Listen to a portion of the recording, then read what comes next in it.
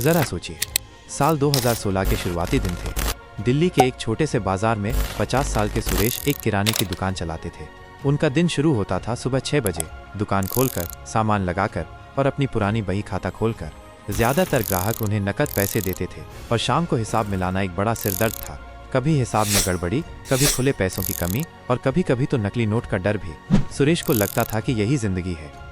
कहानी की शुरुआत एक छोटा सा सपना। इसी दौरान दिल्ली में ही एक बड़ी ऑफिस बिल्डिंग में कुछ युवा दिमाग दिन रात एक नए प्रोजेक्ट पर काम कर रहे थे। उनका मकसद था भारत में पैसों के लेन देन को आसान और सुरक्षित बनाना। ये कोई साधारण लोग नहीं थे। ये NPCI, national payments corporation of India के वो इंजीनियर थे जो कार्ड या वॉलेट के झंझट के बिना सीधे बैंक से बैंक में पैसे भेजने का तरीका ढूंढ रहे थे। उनके दिमाग में एक विचार था, एक ऐसा सिस्टम जो सिर्फ एक क्लिक पर काम करे। उनमें से एक इंजीनियर रवि अक्सर अपनी माँ से बात करता था। उसकी माँ को बैंक जाने में बहुत मुश्किल होती थी और उन्हें पैसों के लिए हमेशा रवि पर निर्भर रहना पड़ता था। रवि ने इसी मुश्किल को अपना लक्ष्य बना लिया। उसका सपना था कि एक दिन उसकी माँ भी बिना किसी मदद के घर बैठे बैठे पैसों का लेन देन कर सके। इस सपने को नाम मिला यूनिफाइड पेमेंट्स इंटरफेस, यूपीआई। पहली चुनौती, लोगों का डर। जब 2016 में यूपीआई लॉन्च हुआ तो शुरू में कोई इसे जानता ही नहीं था। सुरेश जैसे दुकानदार इसके बारे में सुनकर हंसते थे। मोबाइल से पैसा, इसमें तो धोखा हो जाएगा, ये सब बड़े लोगों के काम है। सुरेश ने अपने बेटे से कहा, जिसने एक बार उन्हें गूगल पे के बारे में बताया था। सुरेश के बेटे अमित ने हार नहीं मानी। उसने अपने फ़ोन में ऐप डाउनलोड किया और अपने दोस्त को पैसे भेजकर दिखाया। सुरेश को पहली बार कुछ उम्मीद दिखी, लेकिन डर अभी भी था। मोड़, जब हालात ने मजबूर किया। फिर आया नवंबर 2016।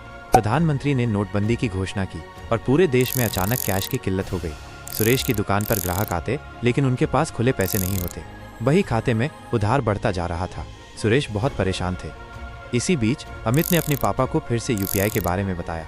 उसने एक छोटा सा क्यूआर कोड प्रिंट करके दुकान में लगा दिया। सुरेश ने झिझकते हुए इसे आजमाया। पहले ग्राहक ने स्कैन किया और सुरेश के फ़ोन पर एक मैसेज आया, 500 रुपये रिसीव्ड। सुरेश को अपनी आंखों पर यकीन नहीं हुआ। उनका चेहरा एक बड़ी मुस्कान से खिल उठा। धीरे धीरे क्यूआर कोड उनकी दुकान का सबसे ज़रूरी हिस्सा बन गया। अब न खुले पैसों का झंझट, न हिसाब की टेंशन और न ही नकली नोटों का डर।